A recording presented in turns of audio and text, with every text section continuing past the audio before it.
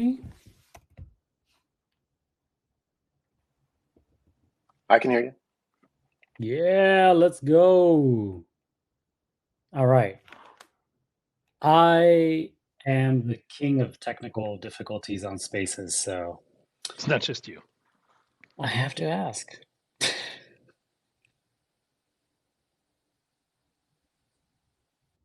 There we go. I was looping too. Sorry. Can you still hear me? Yes, sir. Okay, gosh. I was like, wait, how come I can hear me?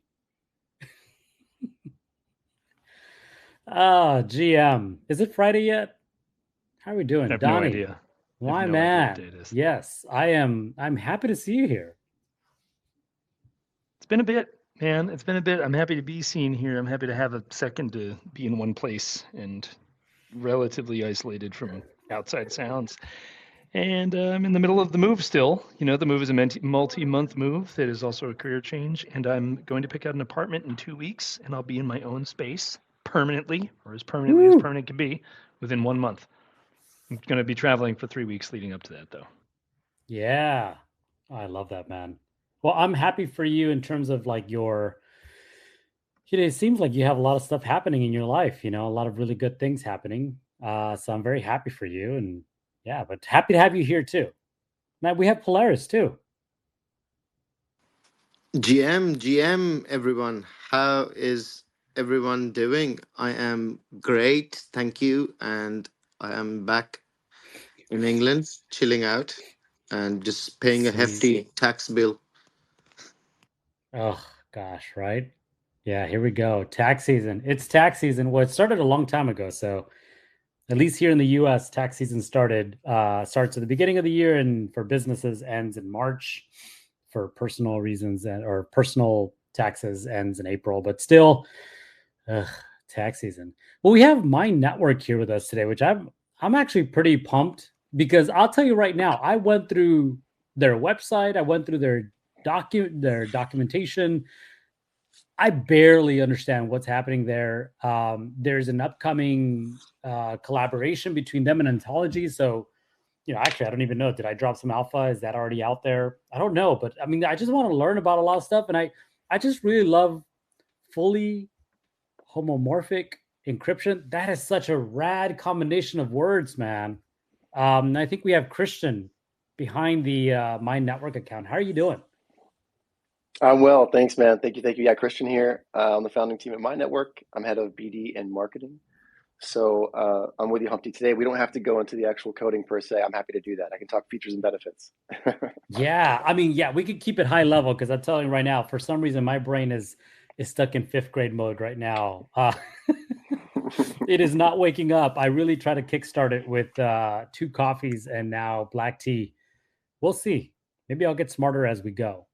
But yeah, let's do some introductions just generally, especially for you, Christian, because I think for anybody who tunes in regularly, we know who Donnie is. Hopefully, if you don't know, gosh, what's wrong with you?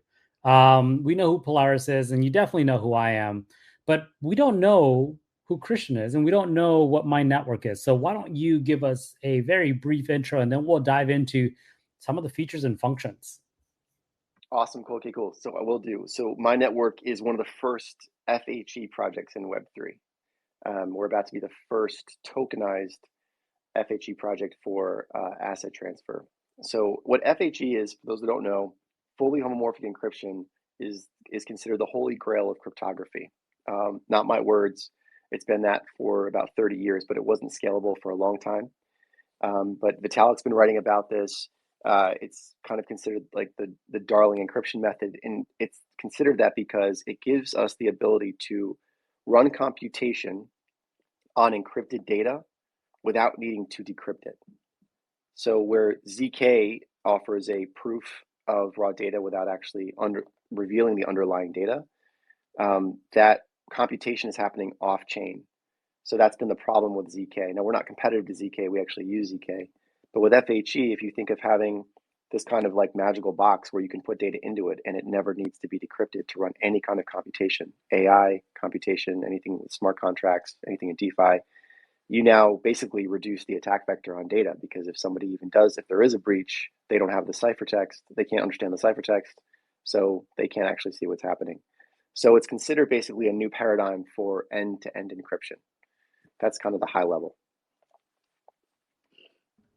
Yeah, I mean, I want to dive into a few things that you just talked about. One of them specifically, you brought up Vitalik, and so I think for anybody who's building on Ethereum specifically, but I think at large, Vitalik is certainly a thought leader in the space in terms of like blockchain development, privacy. I know he's talked about, decentralized identity at times. But interestingly enough, he talked about soul-bound tokens too, which is, I think that they're kind of at polar opposites, some might say. But still, I think he also talks about like zero knowledge proofs. And now you mentioned him talking about, FHE. I wonder if you wouldn't mind maybe just giving us a very high level in terms of like what some of the problems have been historically, and how, and you use the word scale, and how FHE is allowing, I guess, solving for scale. Yeah, for sure. That's a great question. Well, I think right out of the gate, let's just talk about all data in Web3. So anybody who's been in Web3 for a few years, if you go look at your wallets, there's a lot of identifying data in there, right? If you have NFTs that are worth a lot of money, that says a lot about your net worth. You can see your financial transactions, DeFi, like everything, all Web3 is made for public data. And so that was never really meant to work for the masses. Like when we really get to full-on adoption and we've got billions of people around the world using Web3, people, you don't want your grocery bill completely transparent on a scan. You don't want everyone to see exactly what you're buying all the time. Or if in the case of DePIN, you don't want people seeing exactly where you're going in your car and all the different devices that you have and all the data from those devices, like your steps counter or your heart track, your heartbeat tracker. We don't want all that to be public, right? So, and this is what Vitalik Buterin talked about specifically, is there are 3 challenges to Ethereum. And the big one that he identifies as the challenge that if Ethereum doesn't solve, it might be the existential problem for them, like they might not survive, is the privacy one.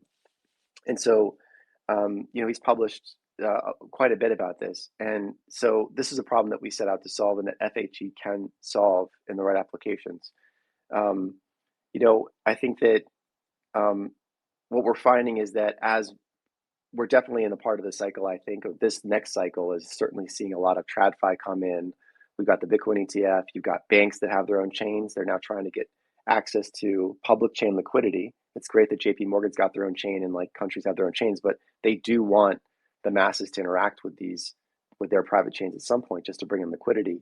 And why would anybody really want to do that if by doing that, everything is transparent, everybody can see the assets that you own, everybody can see what you're doing, and the government now has access to it? Like, that doesn't sound right. So this privacy layer is not only solving the Web3 problem of the fact that all data is public, but in order for Web2 and Web3 to graduate into Web3, we also need to help TradFi and Web2 companies keep some layer of privacy over their data. Now, privacy is a bit of a 4-letter word right now. We're seeing a kind of cross-jurisdictional attack on privacy between what's happening at Binance and Tornado Cash and Nocturne and everything else.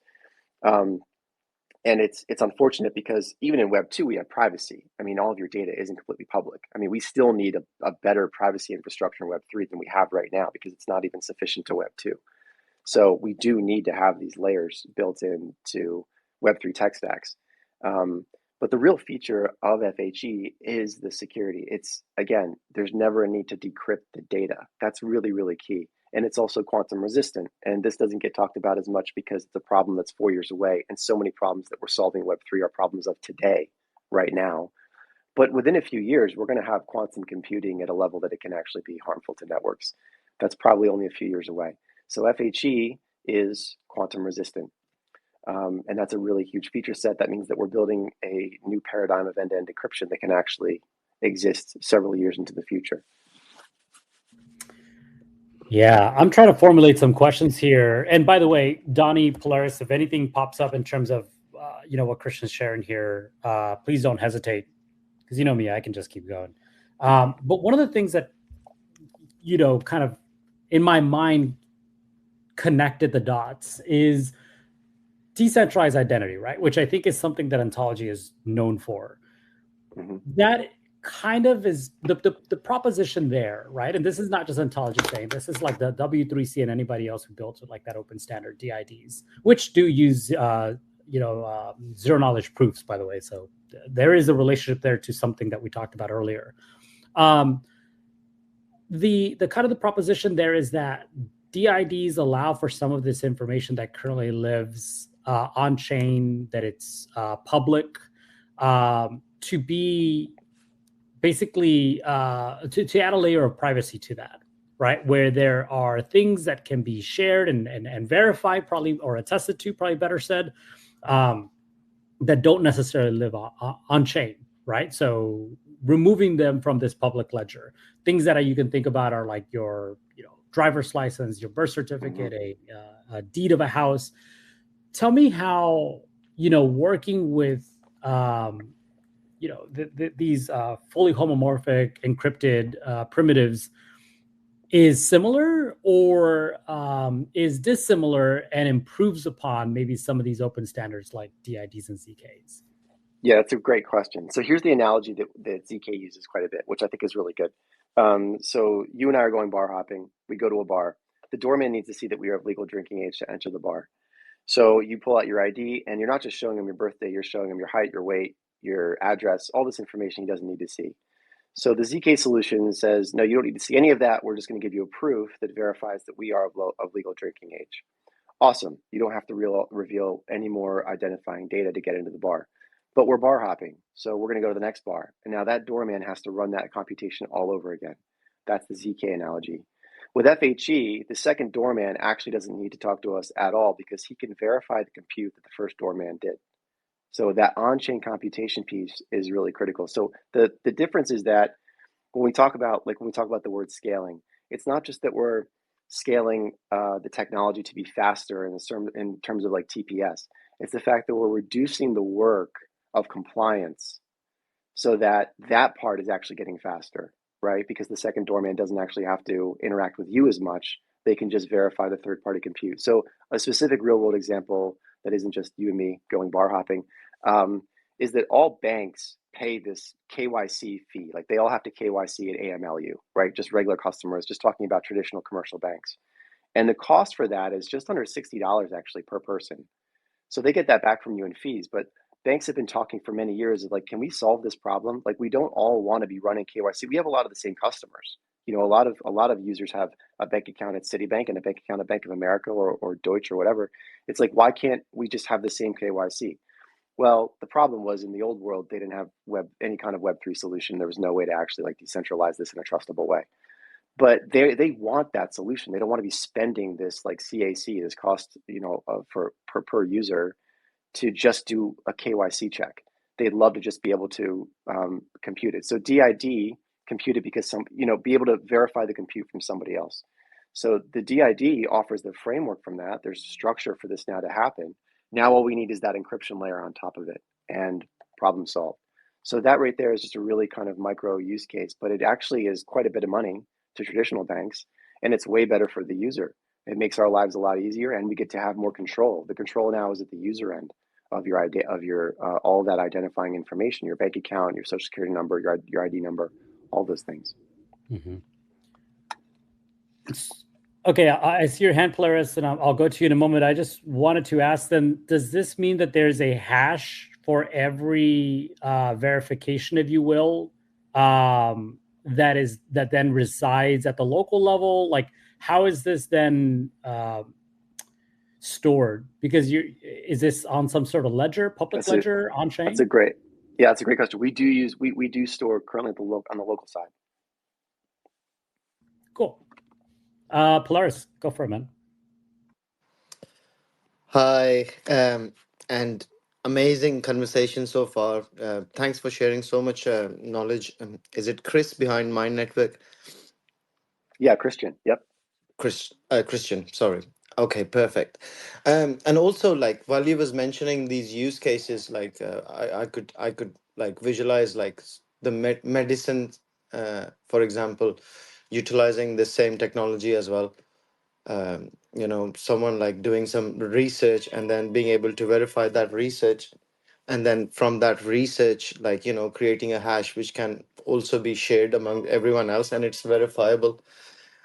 My question would be that how, you mentioned like uh, this concept has been on the scene for the last 30 years, but only now we've been able to be able to like conceptualize it. uh, is it because of the whole scalability of cryptography now compared to like 30 years ago or 10 years ago? What was the reason why you said that, like it wasn't adapted 30 years ago compared to now? I would like to know that, and thanks Yeah, for sharing the everything. sure, thanks. Yeah, the progress in the technology started out with what they were trying to do originally was how do we run computation on encrypted data? And there are varying degrees of difficulty in computation. So, for example, if you're just doing addition and subtraction, that was pretty simple. That's called homomorphic encryption, and that's how the field started out. But then later on, they wanted to run more advanced computation, and so running computation on encrypted data creates something called noise. So there's kind of like a randomized effect that's happening there, and the more scale you add, the more noise you have, and at some point, the noise can actually meddle with the computation. So the technology, without getting too much into like lattice cryptography and things like that, which is really quickly outside of my pay level, they had to figure out how to do that. And so it was around 2009. Greg Gentry actually was using it in the field of medicine. So they were sequencing genomes, which is considered to be arguably the most sensitive data. We all only have one genome, and a very highly sensitive. If you have a breach there, you've got adversarial nations that can use that information in some sort of like bioweapons attack. So this was like, state security grade had to be applied here. But since then, we've seen Web2 companies start to work on this. Intel has an FHE department. Um, they're working on hardware. IBM, Microsoft, Google. It's all now being developed and sped up, and they're figuring out ways. So there is kind of a hardware contingency, but that's more for like really heavier compute like AI. So from a hardware perspective, with AI computation, we probably are still a few years away. But for a lot of applications in Web3, like DID and DeFi asset transfer, or just adding encryption to your message logs, which the message logs are like what initiates a transaction across the network, um, as well as the transaction logs themselves. There are solutions now, and we're one of the companies providing those solutions. You've also got Inco, is a really cool FHE EVM. There's another company called Phoenix, which raised a $7 million round over the summer, led by Multicoin Capital. They're launching an FHE L1/L2 next year. So it's probably from a brand awareness perspective where ZK was exactly 3 years ago. I don't know about you guys, but when I was going to conferences around the end of 2020, 2021, that was the first time I started seeing like a ZK Sync booth and ZK Fair and ZK EVM. That's kind of where we're at now. The tech, I think, is probably a little bit farther along than ZK was then because it also FHE builds on ZK in many respects. But that's kind of how early we are. Wow, amazing. Thank you so much. And yeah, it gives me a much better understanding of homomorphic encryption. Um, it's in layman's terms, basically, it's the next layer of inscription. You're creating a hash, and then with that hash, you're creating a layer of information which can be utilized by anyone who would be able to decipher that hash. Yeah, is that correct? Yeah, well, it's important to know. So it's not a blockchain. It's just a layer. So we currently sit on top of bridges, and or any kind of like cross chain DApp or DeFi DApp. So yeah, important to think of us not really as so much as a protocol or a chain, but as a layer. So two things, and hopefully Polaris that answered your question. Two things. One thing is, I actually was going to ask exactly that because you brought up ZK Zinc and all these other, which are chains that are basically ZK proof chains, right? So I was going to ask, so my network, is that either now or at some point in the future planning to be a layer 1 or a layer 2 solution? it sounds like the answer is no. It's interesting. I do want to dive in a little bit more to what that means that my network lives on bridges.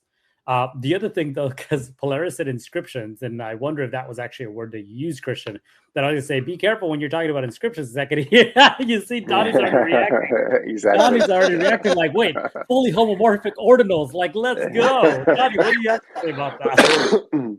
Got nothing to say about that, man. Every word means so many different things, like but we don't own that word. Also, I am not Bitcoin ordinals. I don't own it. I don't own that.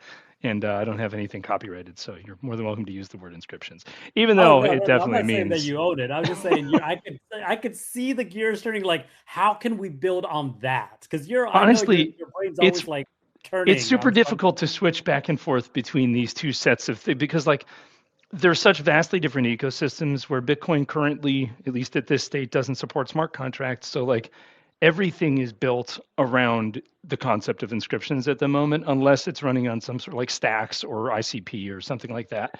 So like the mechanisms by which we operate anything we want to do just require a totally different framework. And every time I get back on one of these spaces, I'm like, I spend the first 45 minutes just readjusting to new language. So you called it, man. I'm just confused at the moment. Like in a good way. Yeah, I mean, this is a big topic. This is a big subject. I got to be honest. Like, so I've got Claire on the Telegram right now, and we're chatting, right? Because there's obviously a collaboration to talk about here, right? But at the same time, like when she sent me all the details, and I try to usually, to be fair, I can consume enough information about a project to be okay. I could have an intelligent conversation about this. When I got my network and I went through the documentation, that was not the case. I reread paragraphs several times to try to get a good sense. But so far, Christian, I want to applaud you because you've done a tremendous job at making this conversation incredibly accessible. So I appreciate you. You've already gone much further, and hopefully this space is then useful for people who are coming in, wanting to learn more about my network, wanting to learn more about fully homomorphic encryption, which, by the way, I hope I say like at least 100 times because I that word for being so wordy and chunky rolls off the tongue so well. I'm glad I'm glad you think so, man. I thought so. It was hard in the beginning because every time you're typing fully homomorphic encryption, when you first start using it in all of your platforms, it auto corrects you to holomorphic or holographic rather. So I was constantly correcting that word, and I was even saying it wrong for many months. So I'm glad it rolls off the tongue for you. Yeah, well, I couldn't type it for the life of me, but I can certainly say it. But I do like the idea of fully holographic encryption too. That brings like some metaverse thing to the conversation. Yeah, for sure. I was gonna mention something, but I think I shouldn't. But yeah, the it kind You of can't say like that. You have to mention it now. we can't say it anymore. But yeah, I mean, interesting word, very interesting word. Yeah, I think Polaris is revealing his weakness. Sorry, go ahead. I was gonna jump on that because Donnie brought up BTC, and so all the BTC L2s are all EVM compatible, which is really cool for us. We can work with them, and we're really bullish on the Bitcoin DeFi this time, and we've got some partners already in the space. But I was talking to Lumabit recently, which are using the inscriptions for asset transfers. So it looks like an integration that we will be able to do when they do mainnet, where we'll actually be able to add at our FHE layer. And actually, a good way to think about it, guys, is like an FHE rollup. So a ZK rollup just with FHE instead is kind of a better way to think about it. But we can apply that to someone like Lumabit using asset transfer off inscriptions and just add a privacy layer to that. So now sender receiver public wallets are masked, and the volume of the transfer. So if it's 5 Bitcoin to 5,000, whatever, is also masked. Now the difference between Tornado and the rest of them is that we don't hide that information permanently. It's untraceable, but it is verifiable. And that's the key with working with regulators and any company interested in compliance, which as Ontology knows, is kind of tricky because you do have to jump through some hoops. But that's also why we think this isn't just us trying to push this into the space, this idea of FHE. FHE is going to be adopted as the new paradigm, the new standard operating procedure for encryption generally. It's just a matter of time. Yeah, I certainly want to get into the whole compliance regulatory bit because I mean, and Tornado Cash and do a compare and contrast because that is, I think, probably one of the more, at least for me personally, interesting bits of like FHE and what Mind Network is doing. But before we get too far, because you've said it again, and I want to make sure there's like this is very clear. You talked about FHE rollup comparing it to a ZK rollup. When I think of ZK rollups, I think of a layer two. So why should I not think of like an FHE rollup as a layer two? And explain what you mean when you talk about like it lives on bridges. So, are you familiar with, so to answer the second question, you guys are familiar with the Swift interbank messaging system, correct? Yeah. So Swift is the biggest, I forget all the numbers. It's something crazy, like $100 trillion a year they transact, and they work with like 100 banks. But the messaging network between financial entities is what executes transactions between entities. So JP Morgan has to do a trade with Citibank. They use Swift, and it's a messaging. So it's kind of like an intent layer. So that's the way we look at it. That's kind of what bridges really help to do. And there's a lot of different kinds of bridges now. We just talked to a really cool project called Connext that has a different take on this as well. But generally, bridges are there's a message that has to be executed around what the transaction is going to be. So we built on top of CCIP Bridge, which is Chainlink's their Oracle bridge. And really exciting project, by the way. It launched right now. They did a test net over the summer with some really big banks, and it all went well. And they got a lot of these banks to orange pill basically into crypto now. So now they're all in development phase of these products. But the problem that banks had was, okay, so we're not going to use our Swift anymore. We're going to use your bridge. The problem is that your bridge is made up of decentralized oracles. So how do you control those oracles? Because if I'm going to execute $1 billion trade, those oracles are going to see the message first, and they can front run my trade. Now, Chainlink is one of the most secure companies out there. They would never let that happen, but that wasn't good enough for regulators. So for the banks to actually interact, there had to be a way to encrypt that message first so that when it went on the Dons could run the compute they had to run, but they didn't actually see the raw data and there was no possibility to front run the trade. And so this is a really big problem in TradFi, is encrypting that messaging layer. So what we do is we use what's basically just a zero trust data lake. Zero trust meaning a combination of ZK plus FHE to take in KYC, AML data, any data you need to know to make sure that it's a good actor. And we encrypt it, nobody can see it, and you can still run the compute on it to execute the transaction. So that's how we live on top of a bridge. Is that clear? I think somewhat. Maybe no. I mean, I think I followed you up to like the Swift piece of things in terms of how that operates, and then I did follow the bit about Chainlink, but I don't know. Maybe let's see, Donnie Polaris, did y'all get it?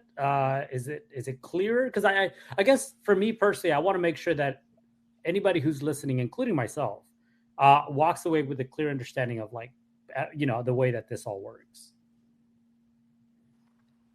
Or maybe we need to. Sorry, go ahead. Go for it, Donnie. I was just going to say, I think I have a fundamentally medium strong understanding of it. I couldn't give, I don't have enough of an understanding that I could explain it to someone yet, but I'm still here to keep my ears open about it.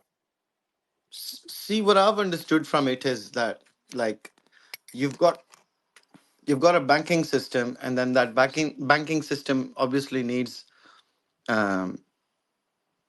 the regulators. They need like surety that when you've got so much money on in trades, and it can very easily be front run, and that is a big issue, especially when you're like doing trades in any sort of industry.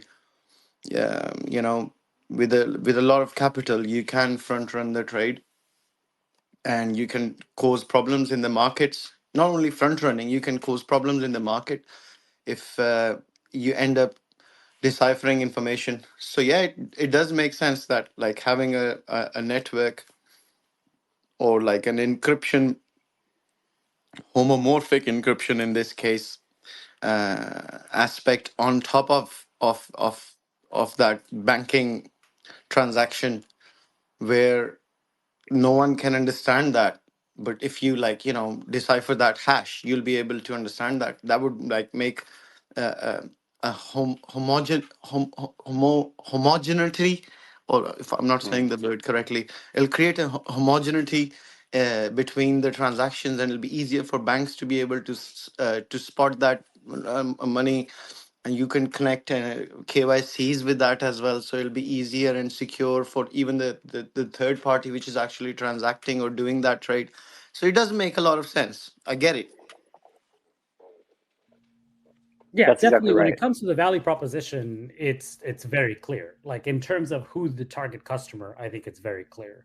In terms of how it functions on the back end, maybe some of the tech stack, it just is going to take a little bit more time, at least for me. But I mean, everything else is very clear.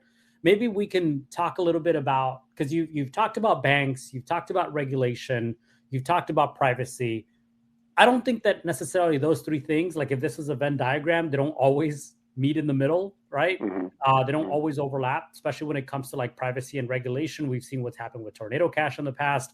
I think recently Monero got delisted on Binance. Like, so there's this resistance, I think probably is the best word, in terms of like privacy preserving protocols. Obviously, FHE is an important development. Maybe talk a little bit from the perspective of like regulation and why this is maybe a little bit more friendly, or why regulators would be a little bit more friendly to this. Right, that's a good point. All those three things don't always play nicely together, don't fit on a Venn diagram. Well, the truth is, in TradFi, there's already a layer of privacy that Web3 doesn't have, right? So when they do interbank exchanges, that's not available to the public to see. We can't all see that. So why would they want that to be any different when they're interacting with public chains? So first of all, there needs to be a level of privacy for them that doesn't currently exist in Web3. How are they going to achieve that? Their options have been, like you said, Monero and Zcash and Tornado Cash. And we're definitely seeing, I don't think it's any coincidence, as a side comment, that the Bitcoin ETF gets approval right around the same time we see a cross-jurisdictional attack on privacy in Web3 between Binance doing its delisting, Nocturne shutting down, Tornado Cash founder getting his home raided. There have been a series of events that have all happened in the last few weeks. So I don't think that's a coincidence. And so, we're being careful about the word privacy right now because it's kind of a secondary feature. I mean, there does need to be more privacy in Web3 than we currently have, but right now regulators have zero appetite for that. But what they're all interested in is encryption, because there's 5.5 billion people in the world using encryption because they're using the internet, whether you know it or not. Obviously, that's why cryptocurrency is called crypto. But this is a different level of encryption, because instead of, if you're TradFi or if you're a normie and you're thinking about exchanging into public chains or buying digital assets, it feels a little bit to them like putting money into a black hole. You don't know where it goes. You don't exactly understand how transactions are approved and how mining works. But with encryption, with the fully homomorphic encryption, we're encrypting data in a way that is truly trustless, because nobody ever gets to see the raw data. So even with ZKPs, there's still this element of trust because the computation is going to happen off chain.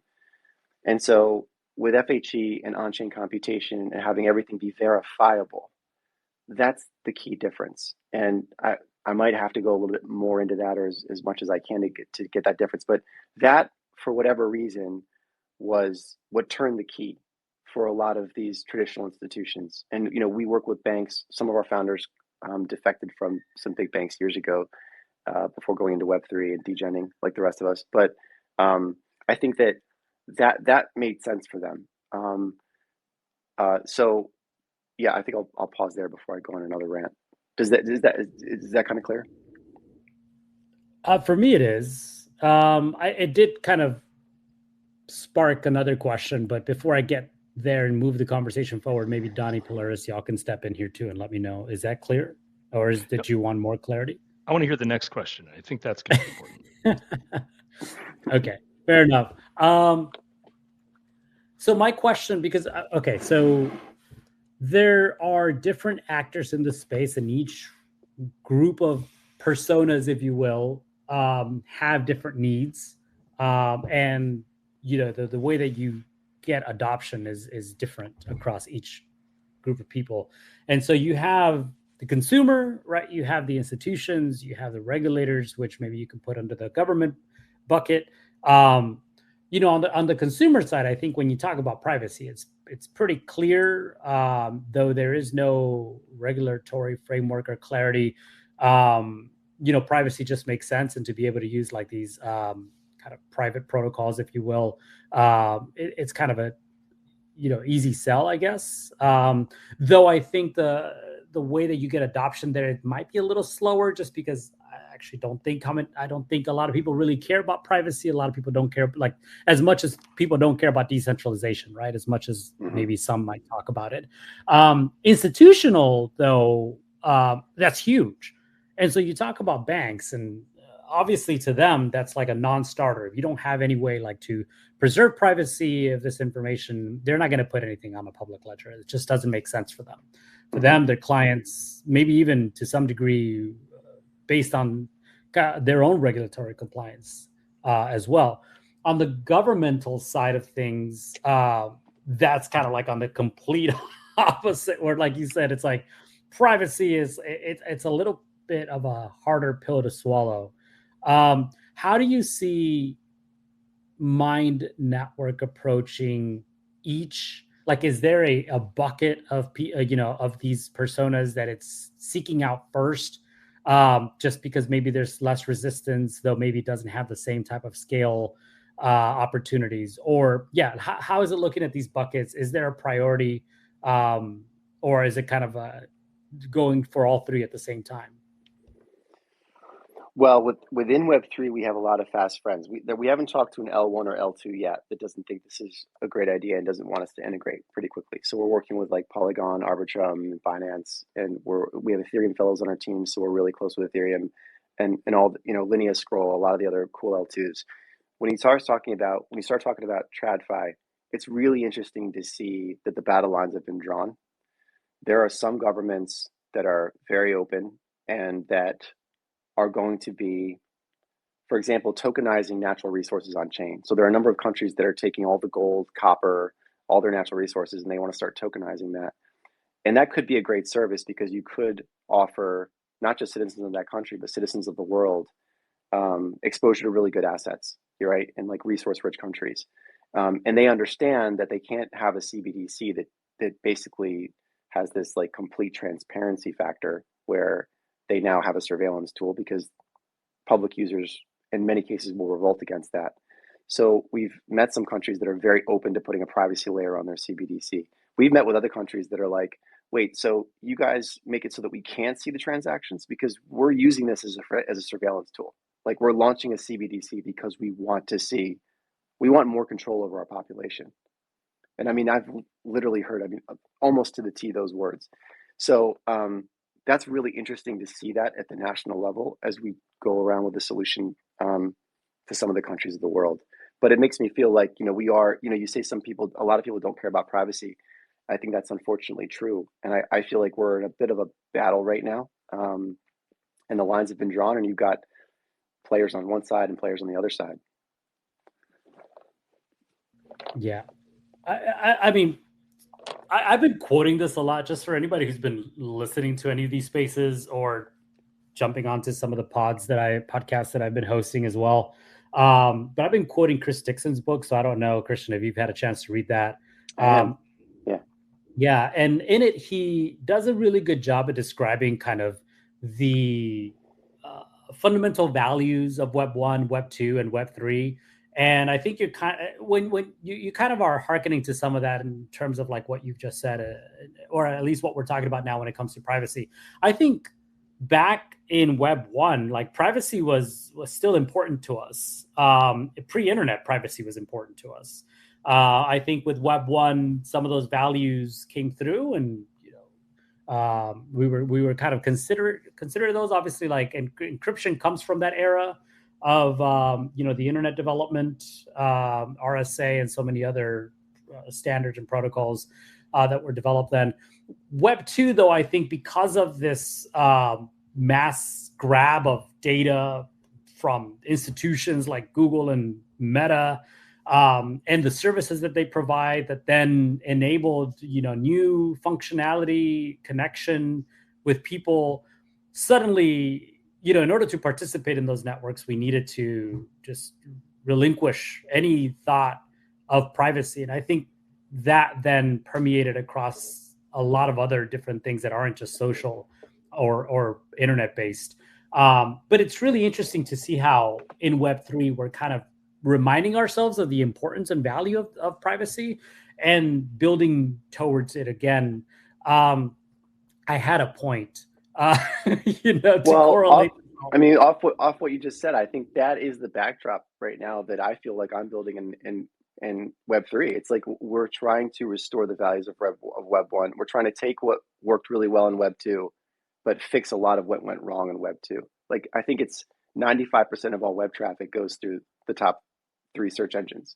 It's like people don't have a really organic internet experience anymore. You have a curated experience that's provided by a couple companies, based with all their biases and the software they make available and don't make available, and the functionality they make available and don't make available. And that's not the way the internet was intended. So that gets a little bit meta, and apologies, but I'm right there with you. I think that is the landscape in which we're building. That's kind of always in the back of my mind. And Chris Dixon, I'm only like a quarter way through, but he's one of the best at articulating that, I think. Yeah.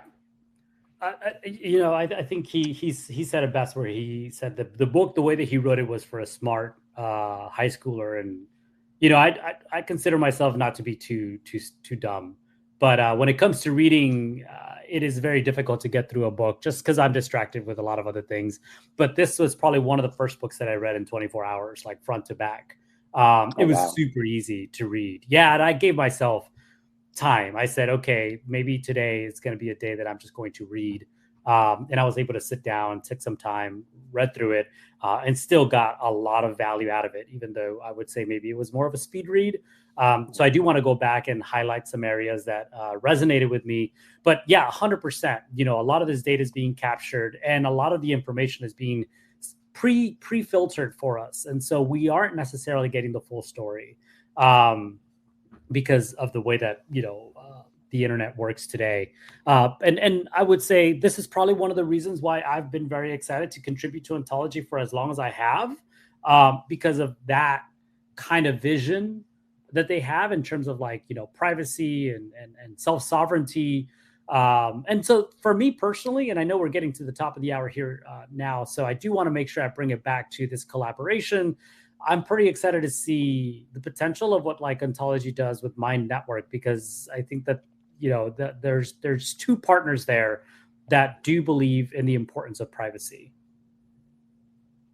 Yeah, and that's why we became fast friends, I think. So our mission statements obviously align, and that's how we came together. If you go to our Git book, we have a mission page, and it says data rights are human rights.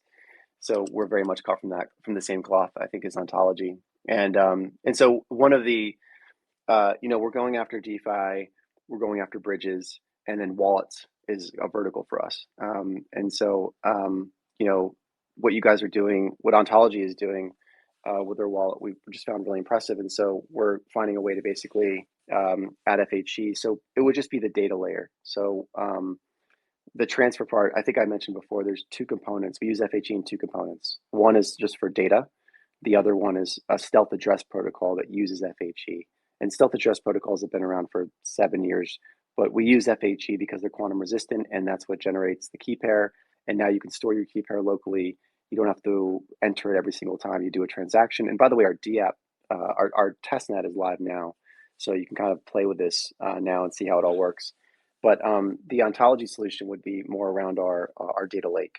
And so just adding a layer of FHE basically to what you guys have already built really wonderfully.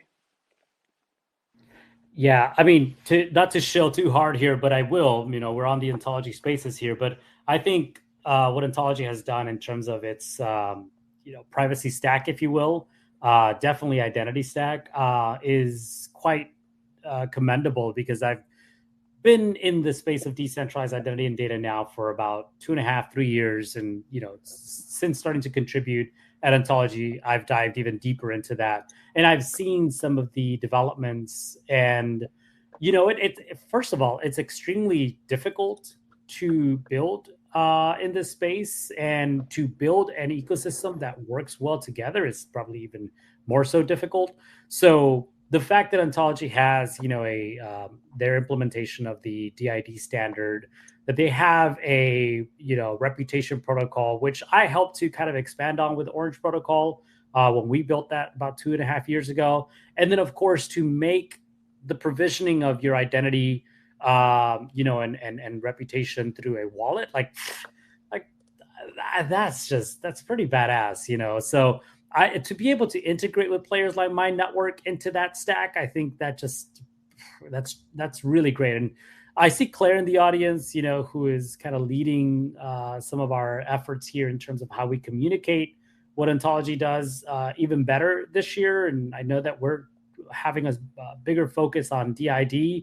So I hope we can do better when it comes to communicating a lot of these values and the vision and our collaboration with partners like My Network, because I think that to me is really how you move or accelerate this space even more together, that is. I agree. Like minds coming together with a similar vision, diversity of talent, diversity of solutions, but unity of vision, I think makes for even better products. I agree.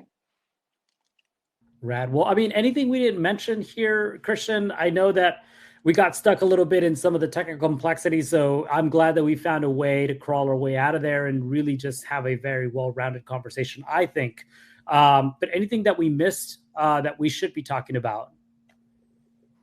No, I hope it was. The point of this was, I think, to talk a little bit about both of our projects and about what we see as the future, and to explain fully homomorphic encryption, which hopefully I did sufficiently.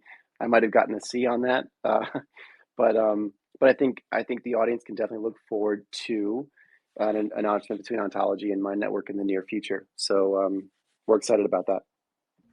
Yeah, talking about front-running transactions, I think we front-run the announcement, which is okay. I mean, that's why you come to these spaces, right? You want to get some alpha. Otherwise, just follow the Twitter feed, But the spaces, I think you can get some really interesting insights. Exactly. Yeah. Polaris, I see your hand up, man. What's up? You're so polite today. I've got to say that it's a pleasant surprise. We've got a guest on board, so I'm on my best behavior. Christopher, I was gonna ask you, in terms of the future plans for Mind Network, what do you see? How do you, what do you guys envision Mind Network, doing? Well, so right now we're kind of head down on product. Our testnet is live. Our mainnet will go live soon. We'll have a token. This is a very exciting year for us. We've grown pretty fast, and we've got a lot of great backers. So the key is to just create key partnerships with like minds, top projects, like Ontology, and so we're the environment is moving really quickly. I mean, there are projects that just started in this cycle that are now really hot and have a brand new solution, don't have the tech debt, and so we're identifying those, and they're kind of changing the game. I mentioned one of them earlier that I'm really excited about, but yeah, that's the plan. So this will be a big year for us. So you'll see these we'll hit these different benchmarks over the next, I think, 6 months. That's awesome. I mean, I'll say, if you're planning to having any spaces, please do feel free to invite us. This crew here, the Ontology Network account, happy to come in and keep chatting, because I think that this is a very important topic, and to have these conversations together, or to loop you in with some of our other spaces partners that we've talked about, privacy and identity and all these other things, I think it's going to be super valuable. I'm always happy to connect the conversation. Let's do that after ETH Denver. That would be really fun. You guys are a great gang to talk to, so I'd love to have you all on ours, and we'll return the favor. That'd be a lot of fun. Heck yeah. And speaking of ETH Denver, I'm going to be there. I'm going to be hosting a DID happy hour. I'm trying to, tie the last little bits that are loose ends here. But are you going to be there? Are y'all planning something? Absolutely. We will be there. Yeah. So I'd love to come to that happy hour. Well, I think at least three of us from the team will be there. So yeah, would love to support. 100%. Would love to have you there. We're also going to be sponsoring another event. Just got the green light. I don't want to share too much yet because I haven't finalized the details. But there's going to be a side event that we're going to be sponsoring, and I'm also going to be speaking at. So I'd love to send the invitation your way, and hopefully you can swing by and definitely connect several times. That would be awesome. That would be awesome. Thanks for having me today, and thanks everyone for coming. And hopefully it was helpful. I had a lot of fun. Yeah, well, it was a pleasure having you. I know I heard your calendar go off there, so I'm guessing you got to run to another meeting. But just want to say thank you for popping in here. Yeah, I got my ears open. I know what's happening. I didn't recognize that sound at all. Maybe I need to get more organized so that I hear that sound more often. Yeah, set up a couple calendar events and you'll recognize it. I didn't even hear it. I blocked it out. So you're very sensitive. It's the danger with notifications. I used to date somebody who had like 42,000 email notifications. And I said, you're not actually getting a notification now. That part of your phone is just permanently red. So it's like, just turn them off because it's not even notifying you of anything. Yeah, exactly. If you have that many notifications, it's worthless. Yeah. You defeated the purpose. Yeah, it's like me and having like 100 tabs open on a browser. It's like, why? Like, I'm not even reading them anymore. But then you have to, if you close them, you got to bookmark them, and then your bookmarks become the tabs. Yep. And then you're like, I don't know, man. I haven't found a good solution for that either. Nope. Yeah. Usually I try to read through and remember what it is that I wanted to get from there, but nope. 100 tabs open. Anyways, we're just rambling now. Thank you very much, everybody, so much for popping in today. Donnie, this is where my expertise lies, though, Humpy. This is the only thing I can talk about. This is where you came in and actually started contributing. I appreciate it. It's like, you want to talk about notifications? I got this. Yeah, everything else, I'm listening. Well, I'm glad. Look, I like closing on a high note. I love closing with some humor, so I appreciate this. Everybody, thanks so much for joining. We'll be here again next week. This has been a pleasure hosting you, Christian, and we'll keep the conversation going for sure. Absolutely. Thank you very much for having me, guys. You're a blast. Take care, guys. Thank you. Thanks, Christian. Goodbye, everyone. Bye-bye.